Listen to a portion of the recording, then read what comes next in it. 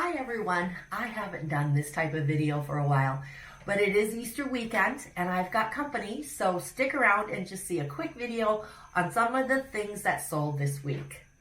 Hi, it's Lori from Dakota Relics.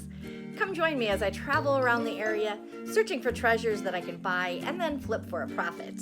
You'll never know what I find unless you follow me. Come on, let's get shopping. Great having the grandkids here. The only ones that I have here are my oldest daughter and the two grandsons that are both teenagers now. Pretty easy. All you have to do to make them happy is take them places and feed them. So far it's been a great weekend. We're having a lot of fun. So one of the first things that sold is a set of mini pictures. I also need to tell you that when I'm telling you these prices, I'm giving you the price of what it sold for, how much I paid for it, and the cost of it was to ship.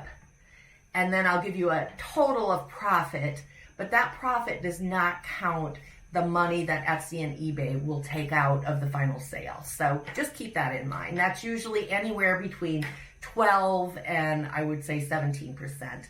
I have opened an eBay store, which I haven't done before. Hoping to increase my sales. So far it's worked a little bit. I've sold some things out of that store, but it does take a while to build that up. So here we go. The first thing is this set of mini pictures.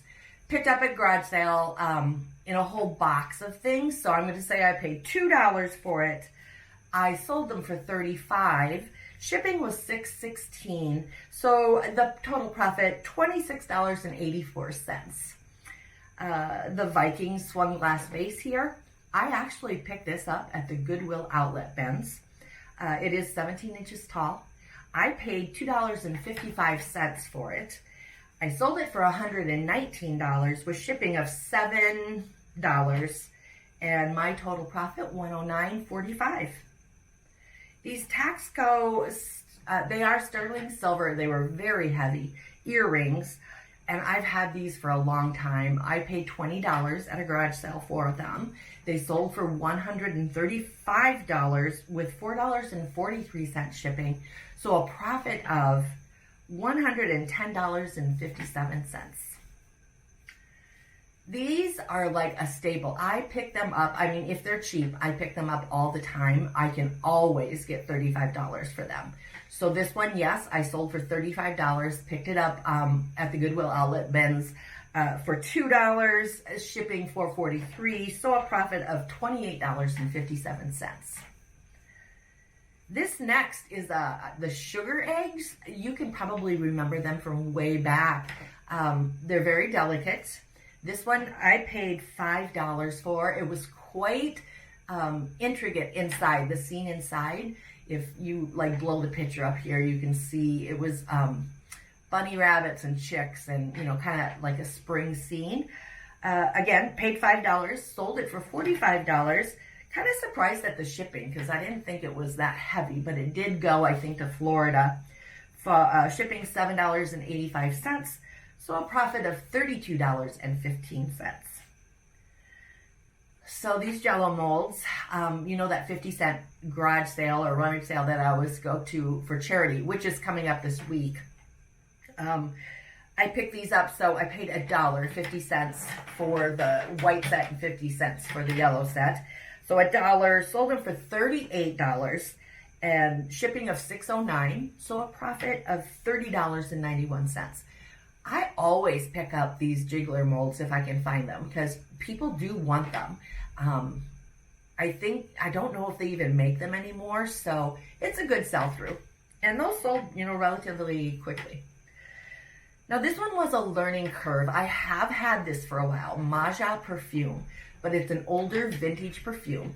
And I have heard that you should pick these up.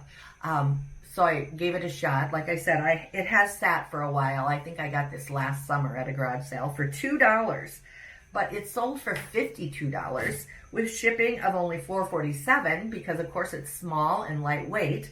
So a profit of $45.53.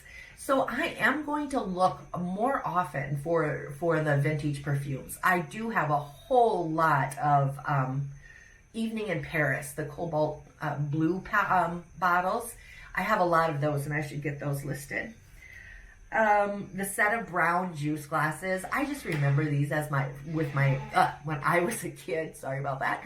And I actually believe they came like in oatmeal or something. And, of course, my family had 7 kids. So whenever there was a premium like that offered, my mom would definitely, buy that product. So yeah, paid $1.75 for them. I think there were 7 of them. I sold them for $30.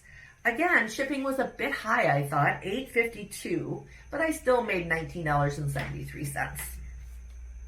This piece was so unique. I actually bought this at the flea market here in Sioux Falls.